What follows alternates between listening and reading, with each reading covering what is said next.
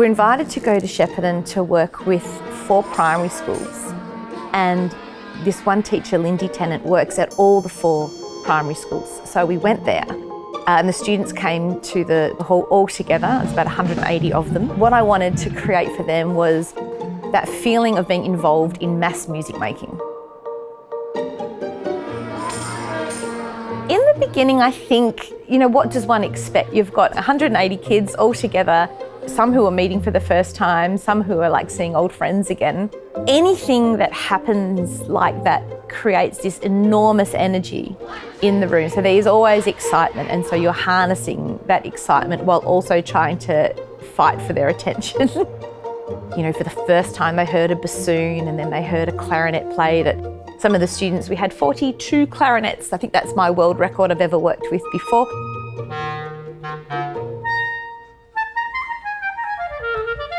One of the things I like to do when I teach music, and it doesn't matter if it's to one student or to hundreds at the same time, is that from the very, very beginning, making your own music and creating your own music is a fundamental part of learning to play music.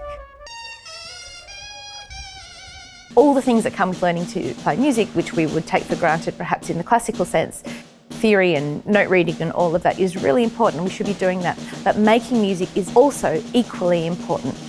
And if we advocate for music to be self-expressive, which we do, and to connect with our emotions, which we do, and to connect with humanity, which we do, then we need to be making our own music.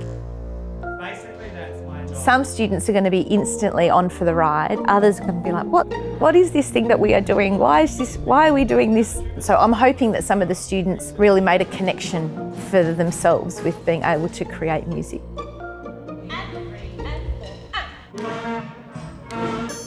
For the musicians, the type of musician that puts their hand up to do programs are those that understand, perhaps even because they had that experience of meeting a musician and being inspired by them themselves, but they understand how important being a good role model is, how important their role is in working with students.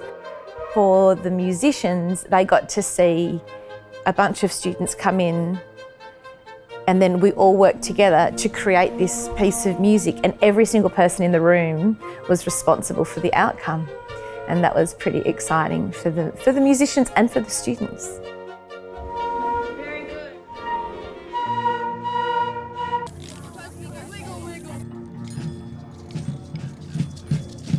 The question of why music education is important is a massive question. But I think when we simmer it down, music education is important because music is important.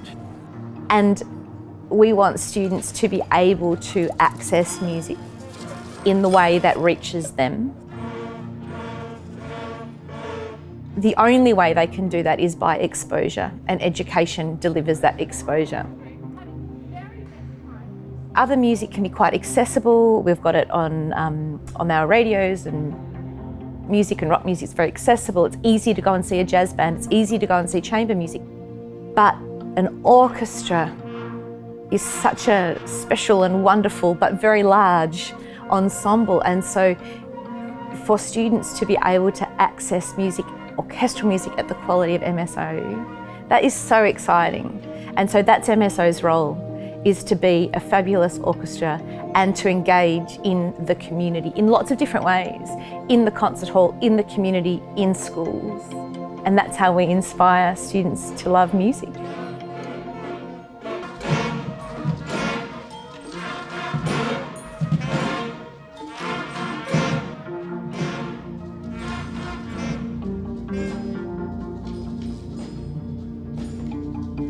And even if they didn't fully understand the value of that at the exact moment, they'll talk about that later with their friends, and they'll reflect upon that with their families. And sometimes it's a slow burn. For others, it's immediate, and it doesn't necessarily matter. It's the experience that's important.